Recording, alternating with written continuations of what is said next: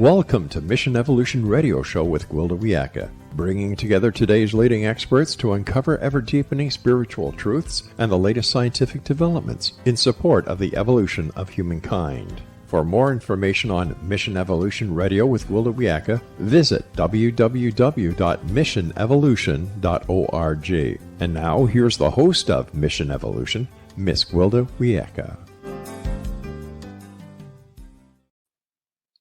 Do you ever feel like the days are just passing by with one very much like the last? Do you have purpose, or are you just wandering through life uninspired?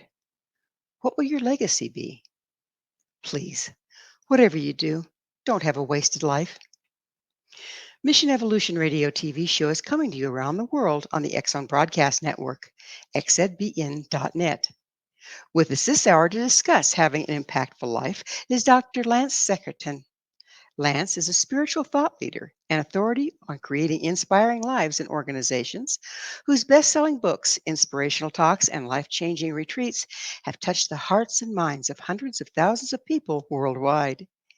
He's the author of 24 books about inspiration, corporate culture, and leadership. A former CEO of Fortune 100 company, university professor, award-winning columnist, author, and outdoor athlete. He's received numerous teaching, writing, and humanitarian awards, including International Craig Award. He's former chairman of the Play It Forward Foundation. His website, secretan.com. Lance, thanks for joining us on Mission Evolution. Great to be with you, Gwilda. Thank you. It's wonderful having you back on. This is such a wonderful topic. So, what's your educational background? Well, I have a PhD from the London School of Economics and a master's degree from the University of Southern California. What drew you into being into inspiration versus economics? Well, I was, as you said earlier, a CEO of a Fortune 100 company. Then I went to teach at university, and that was a big rude awakening for me because it gave me all these books to read, and I was teaching leadership and strategy, and the books I read did not resemble what I'd been doing for 14 years. So I wrote my own book. That became a bestseller. People said, I want you to come and talk with us. So I did, and then pretty soon I couldn't handle my teaching load, so I just started writing and consulting. That's quite the organic evolution there, isn't it? Yeah, but it shows you how out of touch universities are with the real world in lots of ways. So this is an example. Yes, and then people trying to graduate from there and then enter the real world, they have a challenge, don't they? Indeed, because we're not teaching a modern version of what it takes to inspire and build great organizations, or for that matter, families, churches, schools, etc. So, where does inspiration come from? I think it comes from a mixture of things, but it comes from inside mostly. It's not something you do to someone. That's motivation. It's a different idea. That comes from fear. Inspiration comes from love. So you'll know that whatever it is that we love inspires us. I love flowers, for example, so they inspire me. I love poetry. That inspires me. I love certain music. That inspires me. I love certain people. They inspire me. So as soon as we fall in love with something, it inspires us. And by the way, the opposite is also true. Opposite is true how? Well, we fall in love with people that inspire us, and when they don't inspire us anymore, we go away. Kind of fall out of love. Yeah, exactly. So that's the same thing with, shall we say, a restaurant that you fall in love with, that you love, and you keep going because you love the restaurant. Then all of a sudden you get a terrible meal, really bad service. You fall out of love. You don't go there anymore. Gotcha. So it seems like people are falling in love very rapidly anymore. It used to be you fall in love, you get married, that's it for life. And now it's like people are just kind of like flash in the pan. How's that affecting our inspiration? Well, we know, I think now, there's tons of research to know. There's the Harvard study, which is the longest study ever in history. I think it's now 85 or 90 years old. It studied people, graduates from, I think, the 1939 class to see what makes them happy. And the one thing that stands out is a relationship. So if we want to be happy, relating with others is important. This, by the way, there's a tangential idea here. Competition, which I'm really newly interested in, is, I think, the opposite of inspiration. Because when we compete, effectively, I want you to lose. So that's not very inspiring for you. So we may get inspired temporarily from our win, but the cost of that is significant. And where we get our inspiration from is from a relationship that we trust. And if we're competing, we're not trusting. Competing is also fear-based, isn't it? Like I'm not good enough unless I rally myself and compete with get better Absolutely. than the guy next to me. Yes. And I contend it's the root of most of our problems. Look at what's happening in Israel and Gaza. Look what's happening in Ukraine and Russia. That's a competitive problem. We're competing for the same thing. And look what's happening in Congress and the Senate. Same thing. It's a competition between the parties, not a competition for idealism and the best interests of the nation. And that's basically what our politics have been based on for a long time, isn't it? Right, absolutely. And wherever you, so to pursue this point, wherever you see competition, I think you'll see conflict and you'll see a lack of trust. And we are confusing motivation with inspiration. So when we win a trophy, for example, we're motivated, but we're not necessarily inspired because inspiration and motivation are different in the sense that one is short term and one is long term. Motivation is short term, inspiration is long term. Is that also why we end up feeling kind of empty and going for the next and the next and the next competition to try to fill a hole? Precisely. Yeah, the hole in the soul, as they say. So, what we want to try and do is collaborate more, and that brings us to a place of trust. You see, so if I trust you, I will find you inspiring, and I will love you. How why have so many of us lost our inspiration at this point? I think part of what we've been talking about, because the more we compete, the more we are hostile. I don't know about you, but I'm finding not only is there a polarization in politics, but it's disrespectful too. And so what we're actually doing is the very opposite of inspiration. We are insulting and disrespecting those with whom we don't agree. That's true of racism. That's true of even religions that fight each other and so on. So why we lost it, I think you're seeing very good examples. You may have perhaps seen, as I have, that competition starts very early. Parents teach it. It's also competitive in our junior academic systems. And then even more so, I forget the numbers, but I think only about 2 or 3% of applicants actually get into Harvard. That's competitive. Hmm. And so, we're in a world where we encourage this. Michael Jordan has made, if you can believe this number, $4 billion. In Goodness. $4 billion. This is more than the gross national product of some countries. That's what we're doing with competition. He was a fine competitor, a great athlete, but I'm not sure it was worth $4 billion. And therefore, we've created a culture where we're rewarding competition in such a way that it's appealing to everybody, especially, by the way, people with little, because it's like winning the lottery. And then there's the lottery. I mean, there's Yeah, more true, true. competition. Yeah. How can one tell that they've lost their inspiration? What's the symptoms there? There is some great work that's been done at the University of British Columbia by a couple of psychologists where they've identified something called the dark triad personality. The dark triad personality is triad meaning three. So there are three things that evil people do. One is Machiavellianism, they try and manipulate other people. Two is narcissism, they are in love with themselves. And three, they're psychopaths. So they are devoid of empathy and compassion. Put those three things together, that is uninspiring behavior, and those are uninspiring people, and the effect on others is uninspiring also. So we can tell quickly if they show those characteristics, they're uninspiring. And it seems like we have a lot more people in the world right now with those very characteristics. So No kidding. how come we're breeding these? Well, it's actually the way you get to the top in the corporate world, and for that matter, in academia, healthcare, politics. In other words, it's hard scrabble. It's very competitive, and whoever gets the gold bar, as it were, and gets to be the winner. And then they're celebrated, and then they, in quotes, are successful. In other words, the good guy loses.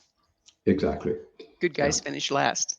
Yes, and the winners step on the good guys.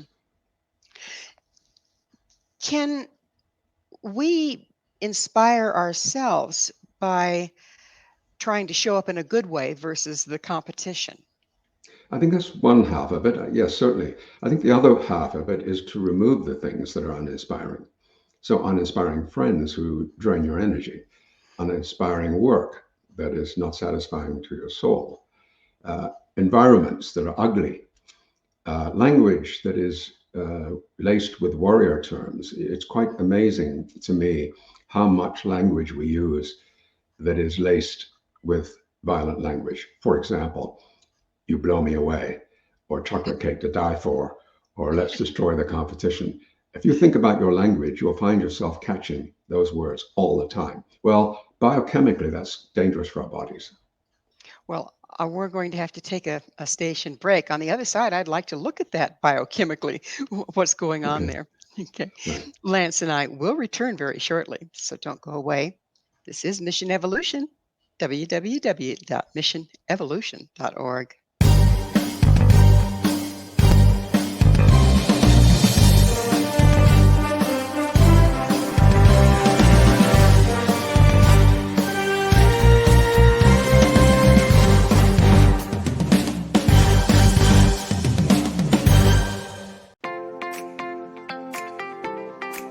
Are you interested in evolving with the times and becoming all you can be? Don't you wish there was one place to find the latest information to help guide you through the process? I'm Gwilda Wiyaka, host of Mission Evolution Radio TV. Join me on my mission to find the latest evolutionary knowledge and tools. The guests on Mission Evolution are leading experts in a wide variety of divergent topics, including allopathic, holistic, and integrative medicine, epigenetics, enlightenment, quantum physics, meditative practices, environmental issues, spiritual evolution, trauma healing, and so much more. Mission Evolution Radio TV is aired worldwide through the X-Zone Broadcast Network, X-Zone TV Channel 32 on Simul TV. You can enjoy our archives of radio or TV shows with our compliments at www.missionevolution.org. Come see the amazing lineup of guests and topics. With more than 200 episodes to choose from, you're sure to find what you're looking for. Visit www.missionevolution.org.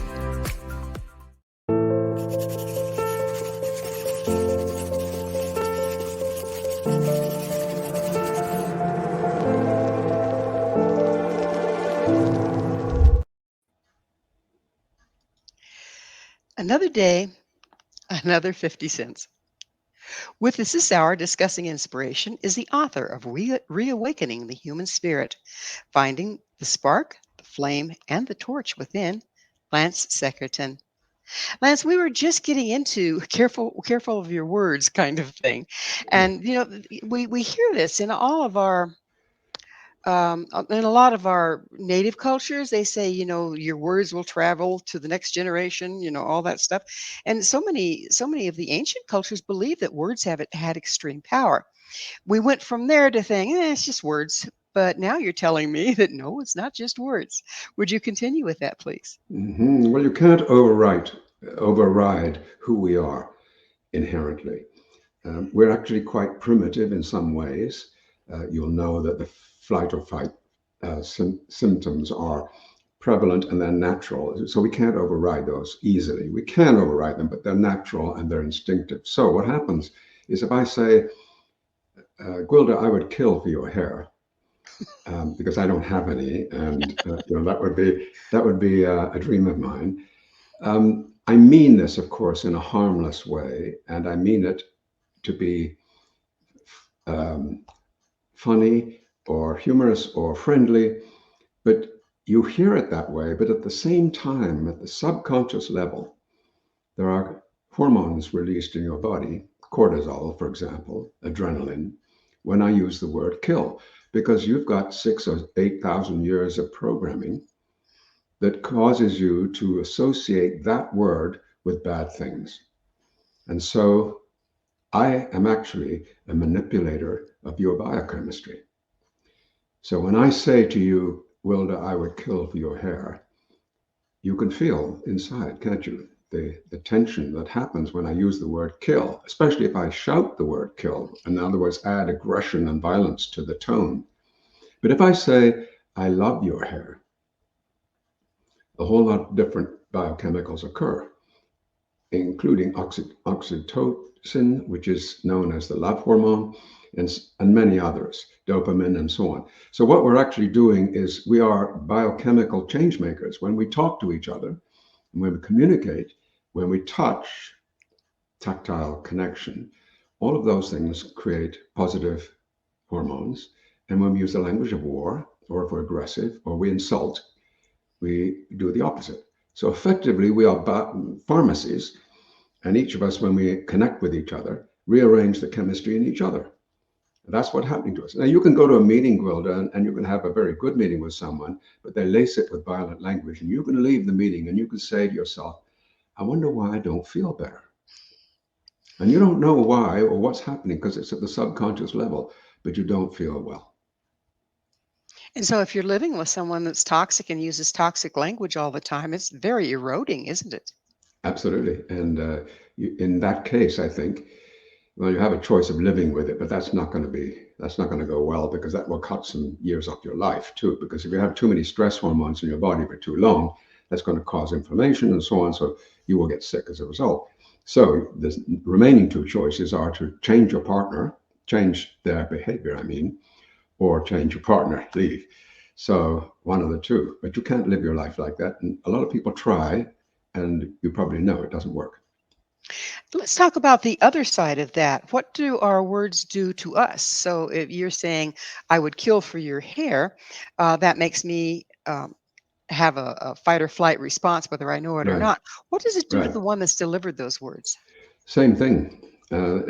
But for them, it's probably unconscious because they don't even realize they're saying it.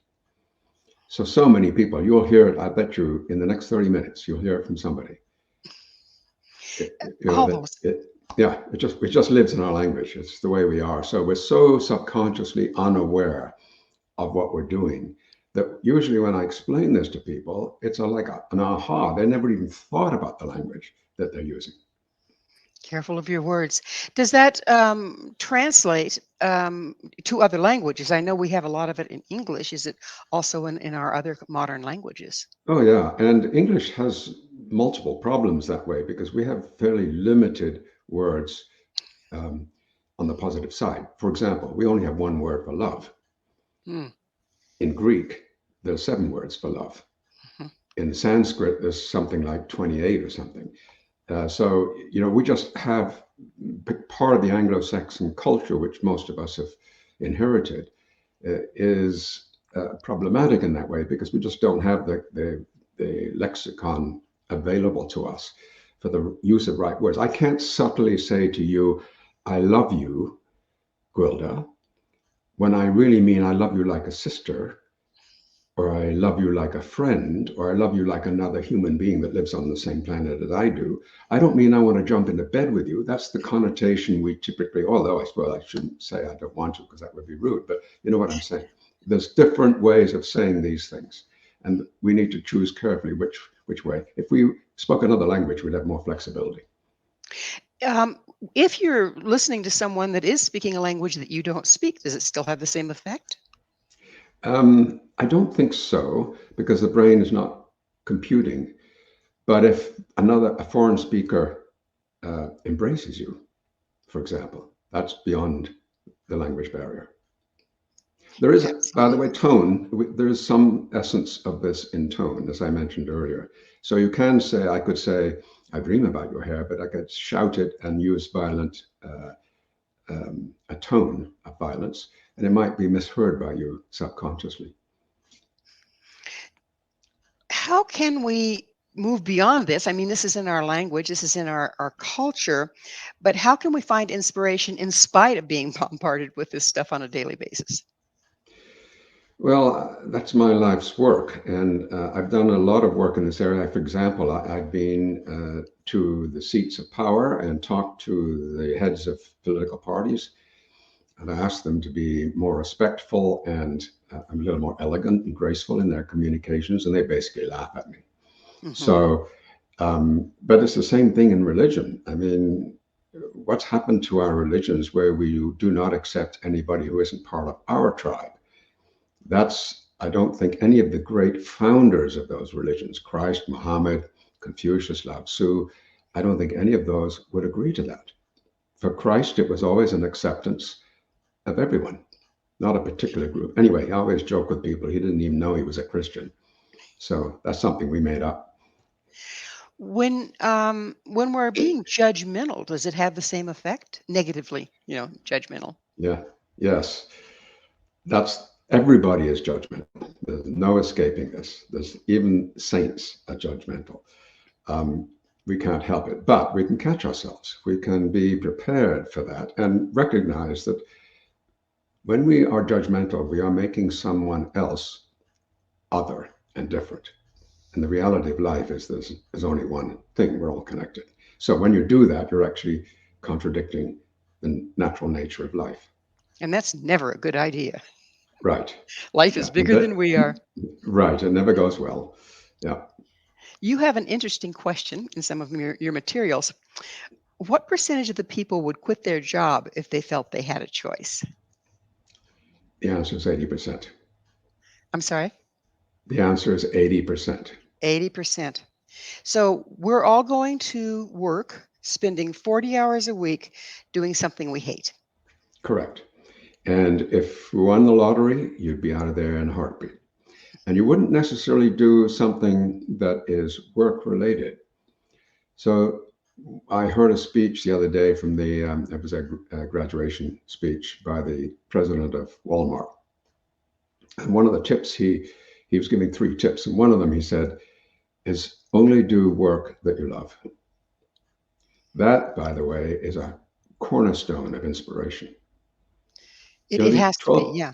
yeah, these 12-year-olds that start things in garages, they're not doing it for the salary. They would never say, I'd quit if I could. Yeah, They love what they exactly. do. They're inspired by what they do, and amazing things happen. And frankly, when they remember, we spend $170 billion a year on leadership development and training. There are 240,000 books on Amazon about leadership, and yet it's broken everywhere. And why? Because we don't need to be led. I don't know about you, but I don't need a leader. I need an inspirer. That's what Well I'm put. looking for. Well put. We're about out of time in this segment, but what impact does spending one's working hours doing something we don't like have on a person's life and health? Well, it's damaging, isn't it? There's too many things that are side effects of that. Our relationships, for example, go south when we do that. Our stress levels, which is another subject we perhaps can talk about, because I think stress is a myth. We create stress, but a lot of people live with situations at work where they're stressed. Too much work, unfair treatment, colleagues they don't get along with, a boss who's unreasonable, and so on. So much of this happens. How can that be good for us? Well, even before you get to work, fighting the traffic will do it, right? Sure, that's another scourge, which of course is why there's this big push not to go back to the office. I think a lot of people felt isolated, but then a lot of people felt relieved in a way, didn't they, when COVID had us Yes. staying at home? So, Well, it's an interesting thing, Gwilda. I've researched the term work. You know, the most recent time, or the first time it was ever used, was in the 1600s. If you think about it, before that, we didn't go to work. There wasn't anywhere to go to. Like if you were a blacksmith, it was in your backyard. So we didn't have factories, we didn't have offices. So we've invented this word work, and it's very recent. Now, look what's happened with the beginning of COVID. We're going back to where we were 400 years ago, right? We're it just was working a from home like we always used to. That's our natural place. Everything else is unnatural. we spend all our energy putting energy into some place that isn't even our own. What Yeah, and now it we're is going to wonder what to do with all those tall buildings downtown. It is that magic moment for another station break. Lance and I will be right back to continue our discussion. So you stay right there. This is Mission Evolution, www.missionevolution.org.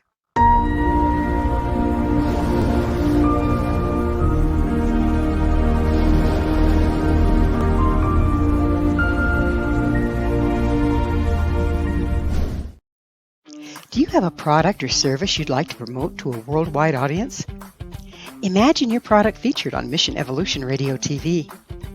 If you're interested in showcasing your work, Mission Evolution is broadcast to the X Zone TV Channel 32 Simul TV, on the X Zone Broadcast Network, YouTube, iTunes, iHeartRadio, Amazon Music, Audible, and many other audio and social media platforms. Our professional studios can produce and broadcast your custom high-quality ad. It will be permanently embedded in each episode and featured in the archives for years to come. Together, we can make it happen. Contact us at info@missionevolution.org for more details. Spaces are limited, so don't miss out on this great opportunity. Email info@missionevolution.org today.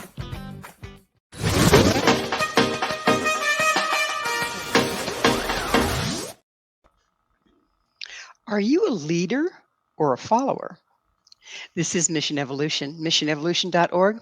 With us discussing leadership is Lance Secretan. His website, secretan.com. Lance, what has happened to leadership today? You were saying that it's not doing so well. What's going on there?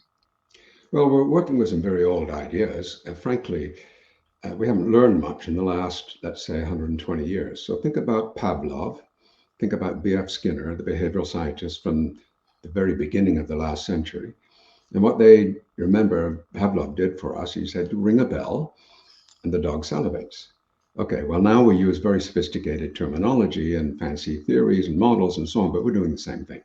And so fundamentally, human resource policy in corporations, leadership theory is all built on the principle that we reward good behavior and we punish bad behavior. It's as simple as we did with the dogs.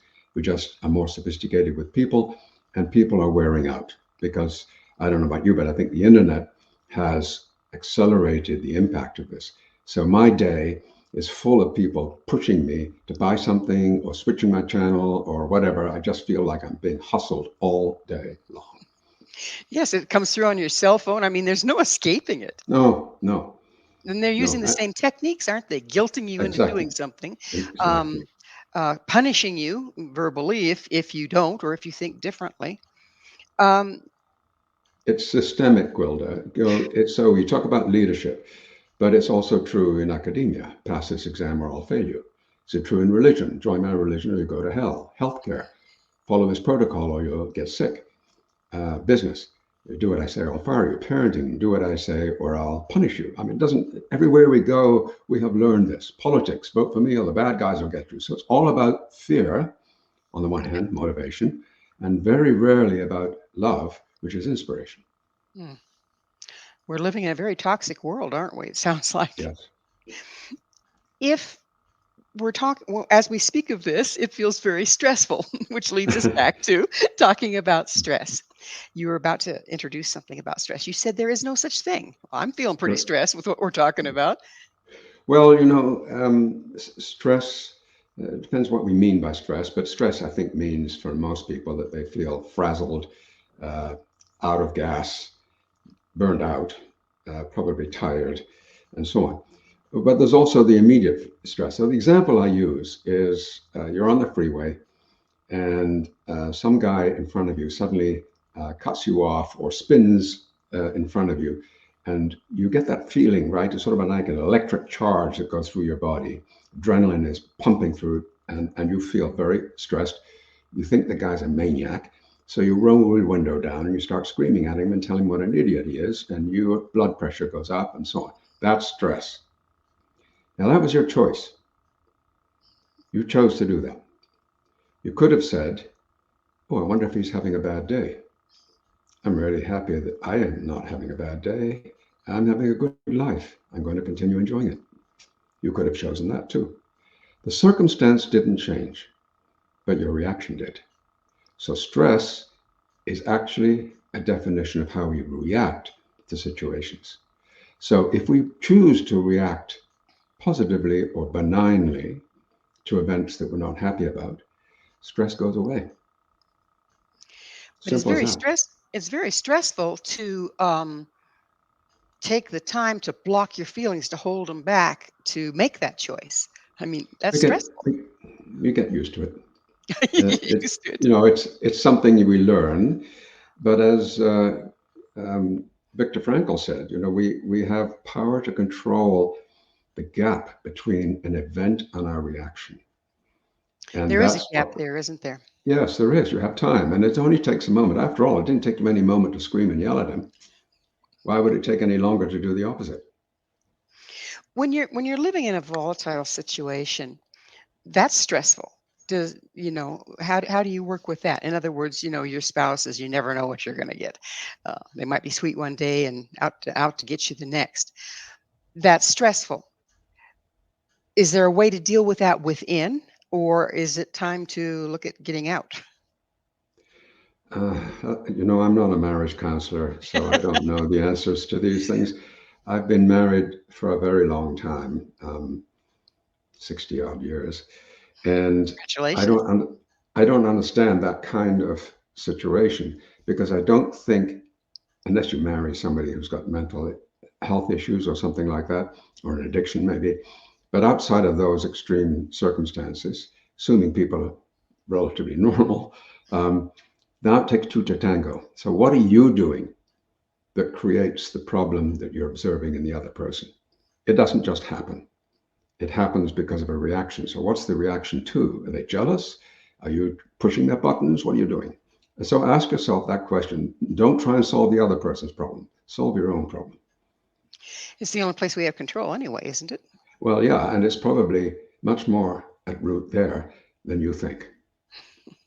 So if, say for instance, let's go back to the person that was cut you off in traffic and you get all mad Yes, and you're yelling at them.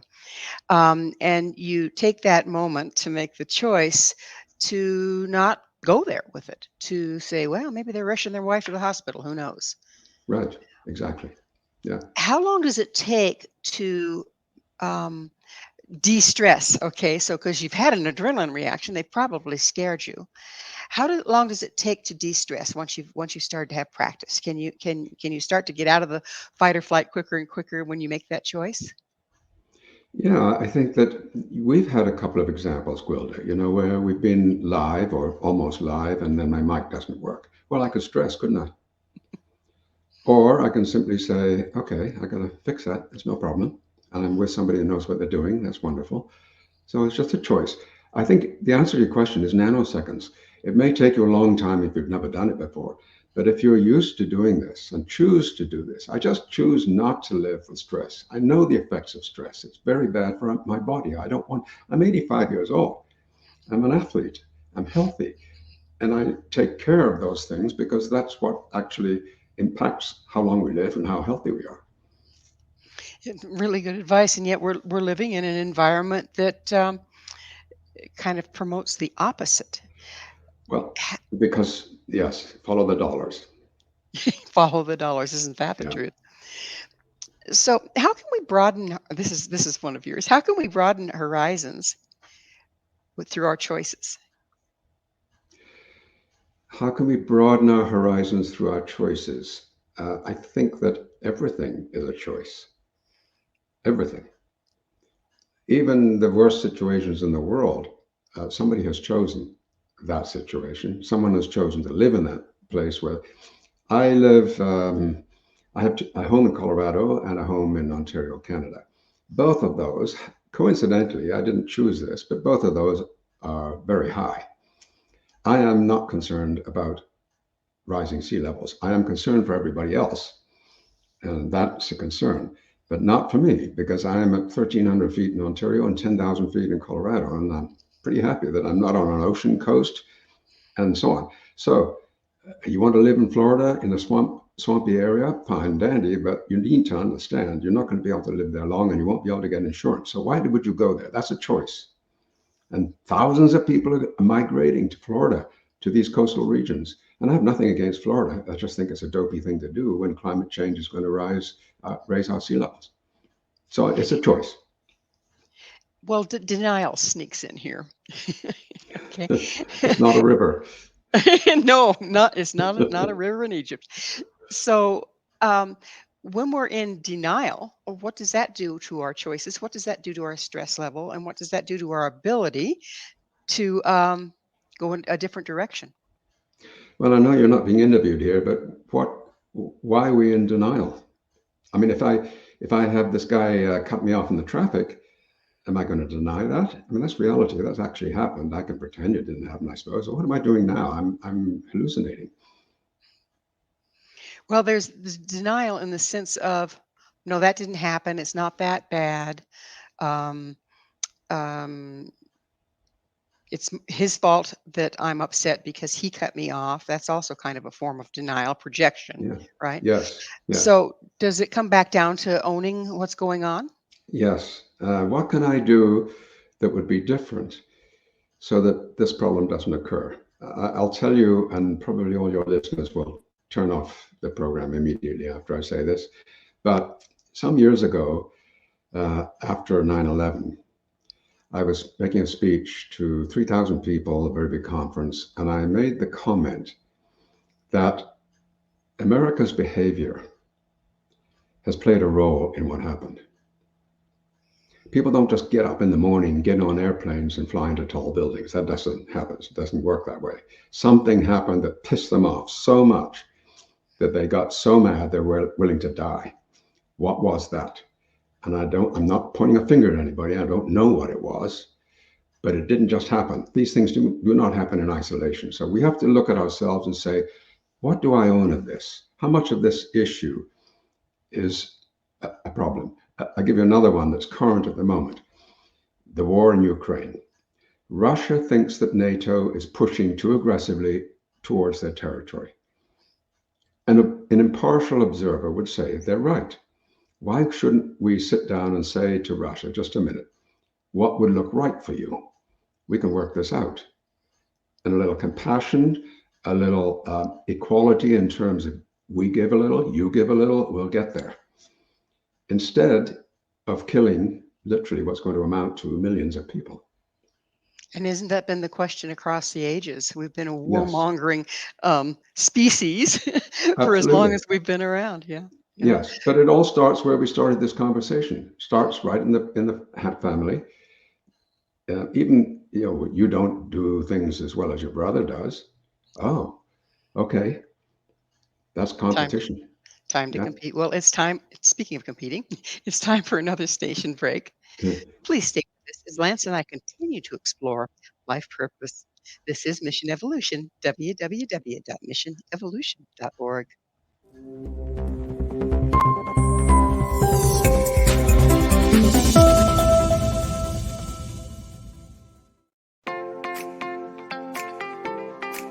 Are you interested in evolving with the times and becoming all you can be? Don't you wish there was one place to find the latest information to help guide you through the process? I'm Gwilda Wiyaka, host of Mission Evolution Radio TV. Join me on my mission to find the latest evolutionary knowledge and tools.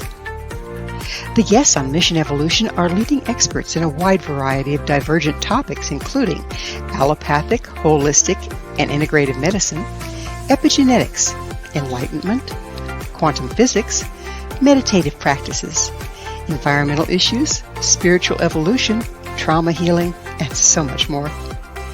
Mission Evolution Radio TV is aired worldwide through the X-Zone Broadcast Network, X-Zone TV Channel 32 on Simul TV.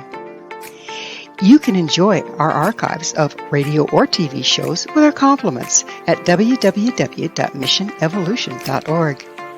Come see the amazing lineup of guests and topics. With more than 200 episodes to choose from, you're sure to find what you're looking for.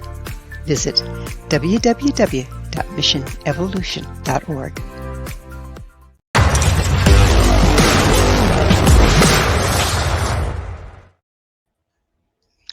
No one lives forever. What will you leave behind?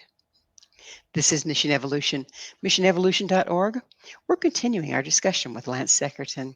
His website, secretan.com. Lance, How can we inspire ourselves to live an exceptional life? I think by surrounding ourselves with inspiring people is one way. And we aren't discriminating enough, I think, when it comes to that. We should choose our friends carefully and our family, of course. Um, it's said, isn't it, that we are actually the sum of the five closest friends that we have. Mm. So we absorb, what they are, the best features of what they are. Most of the time, sometimes not best features, but most of the time, best features. And so that for me is very important. I choose to hang out with whom I want to be. I also want to remove, as I said earlier, toxic things out of my life. So, for example, I do own a TV now, but I haven't had a TV for about 40 years. So, and I watch it maybe twice a week, if that. I just know that watching the same blood and murder and car crashes and wars over and over and over is not doing me any favors. And I can pick up my news in writing more easily than that without the visual horrors and all of the drama that goes on there. So that's another example. I think that surrounding ourselves with nature is another very important thing. We are part of nature. So this is our home. So when we're in a forest or field or in the ocean or on a beach, then we are connected to where we came from and who we are. And all native peoples know that, the sacredness of the wild. And that's what we've lost because we've concreted most of that over. Well, I'm glad you brought up nature because I'm a nature buff, live out in the middle of it. Right. Um, and one things I love is watching. I put food out for the ravens and the wild turkeys and the fox and Right. I originally put it out for the ravens, but everybody else comes and dines. And I can look out there at any given time and see a wild turkey right next to a fox, right next to a raven, right next to a squirrel. No, occasionally there'll be a peck. That's my piece. But Yeah. they just peck enough to get them to go. Move off and go find your own, Right. rather Right. than this vendetta that we see Right. happening in our world. Yeah. Yeah. If we could just emulate that a little bit more, wouldn't it be a wonderful thing? Absolutely. Absolutely. Or even if we were to follow any of the scriptures that all of the great faith leaders and philosophers have invited us to do, instead of some other format that we've chosen instead. So, what's the largest factor leading to a wasted life? Um, Not creating a dream, and then even if you have a dream, not doing what it takes to meet it, to realize the dream. Part of the work that I do is to help people and organizations create a dream because most people and organizations in particular have a mission statement. And I don't know about you, but mission statements are boring, usually banal, and they're all the same. So I work a lot in healthcare, and I sent three CEOs of the very largest healthcare systems in America their mission statements, copy of their mission statements, except I shuffled them. And they didn't know if they got their own or not. They couldn't tell. None of them. These are people running multi-billion-dollar businesses, and they don't even know what their own mission statement is. So what's the point? Why would we put one together? Now, when you wake up in the morning and you say, I'm going to work for a company that has a dream, that's a whole different idea.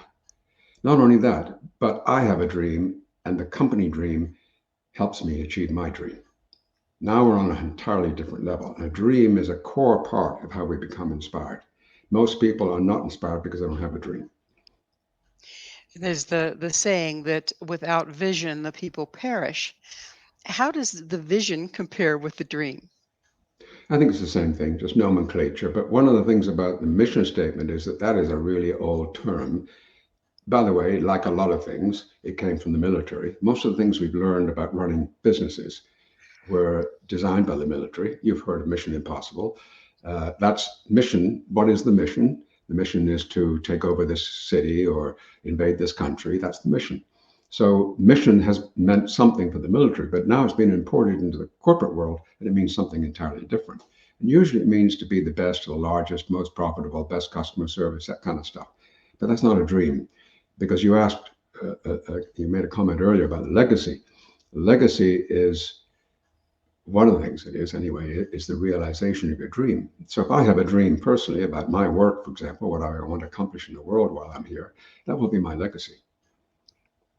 I love the word legacy and I love the concept because we can Hmm. just stagger through life and then we get old and we look back and we go, What what did I happened? accomplish? What did I accomplish? Right. So That's right. I worked a 9 to 5 and then I retired and now what?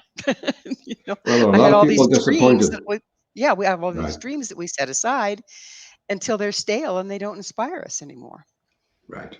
Yeah. Right. How can a person find their life purpose? Let's talk a little bit about life purpose because it's a big buzzword, but how can you figure out what your life purpose is? I think this is going to be quite contrary in my response, but I don't think we need a life purpose. We need a dream. Now, maybe it's the same thing, maybe it isn't, I'm not sure. But if I have a dream, then that is my life purpose. And I Can that think we've got a lot of recent stuff about my why, that's a popular term, or purpose, which is also popular. I think is overdone though, and I think we kind of pick up these ideas and we commercialize them to the point where they're not useful anymore. Another example of that is mindfulness. Mindfulness is a modern commercialized version of meditation, which is a sacred practice. And to put it into a corporate setting and say, if you're mindful and you practice mindfulness, you'll be more productive and you will achieve better results. That's not the point of meditation. So this is an example of where I think with purpose and so on, we're just commercialized an idea that doesn't do well when it's monetized. can our dreams change and evolve? Absolutely. Mine have. Yes, And absolutely. is it important that they do? Well, if you're dynamic and evolving, yes. I mean, if you're static, no, you will have the same dream all your life. But maybe, if you're lucky, you'll accomplish a dream within your lifetime, in which case it's time for a new dream. Or the environment changes and the dream isn't relevant anymore. So you have a new dream. I had a dream a long time ago, 30 years ago or so, to live in Colorado because I'm a passionate skier. Now, I didn't have a home in Colorado. And I remember saying to my wife at the time, well, let's take a sabbatical. But a sabbatical turned into let's buy a house and let's live there for half the year. That's a dream. And so I accomplished that dream. So I need a new dream now. Now, that's a kind of self centered dream, but a dream to change the world, for example, and make the world a better place, less violent and more inspiring, which is my current dream. That's maybe I'll never achieve that one, but I'll inch forward towards it every day in the work I do. It's that time of the show and I need to ask you, Lance, what is your mission? My mission is to help create a more loving and inspiring world. Now that's dream That's a dream. and a That's right. beautiful one. How can we become more inspirational to others? Well, some of the things we've talked about, I'll give you another little model to think about. We did some research some years ago. We want to know what makes people uninspiring. So, in other words, the opposite. Well, we don't like cowards. We don't like phony people. We don't like people who are selfish. We don't like people who lie. We don't like people who rule with fear and use fear. And we don't like idiots, incompetent people. So we said, okay, let's just do the opposite. It's pretty simple. A lot of this stuff is not technical or complicated. It's pretty simple. Stop doing the things that don't work. It's a good tip, right? So what's the opposite? The opposite is courage, authenticity, service, truthfulness, love, and effectiveness. If you take those 6 words, they are an acronym, CASTLE. And CASTLE, we call them the CASTLE principles: courage, authenticity, service, truthfulness, love, and effectiveness. So, to answer your question, what can we do to make sure we're inspiring other people and being inspiring ourselves? We love people who are courageous. We love people who are authentic. We love people who serve others. We love people who tell the truth. We love people who are loving, and we love people who are effective. Do those 6 things, and you will be an inspiring person. And you'll inspire yourself as well, I would suspect. Exactly. Exactly. Well, you're inspiring because you're inspiring, which inspires other people. So it comes back to you. That's karma. That's a nice definition of karma. I like that. Mhm. Instead of some horrible thing you did in a past life, please. Right. Well, John Lennon said the love you give is equal to the love you get. Yeah, That's bless his karma. heart. Yeah. Well, we're just about out of time altogether, but Lance, what's your vision for the future of leadership? Well, I'm hoping we've been through several iterations of this. Over the last 100 years, some of the early scientists with their clipboards and so on, the Hawthorne studies and all that early work, that was about management. So the big thing at the time was about management, how to become a better manager. Then we thought, oh, it's actually about leadership, not management. There's a different thing, but management and leadership. And then we said, oh, well, leadership really is about motivation, which is part of the conversation we had earlier. Now I think we've been there for a long time. That's probably 1950s, 60s. That's when that started. We're still there in that chunk. But where we could be going is to say, no, it isn't about any of those things. It's about inspiration. I tell you, I don't care which party it has the presidential candidate. I'm going to be voting for the one that's inspiring. Well, unfortunately, we are out of time. Lance, thank you so much for joining us again and sharing these wonderful concepts. Thanks. Our guest this hour has been Lance Secretan. Lance is the author of 24 books, including Reawakening the Human Spirit, Finding the Spark, Flame, and Torch Within. To find out more about Lance, his website, secretan.com. This has been Mission Evolution with Gwilda Wiyaka. For more information or to enjoy past archived episodes, visit www.missionevolution.org. But be sure to join me right here next time as we share inspiring people, inspiring ideas, and tools to navigate our world.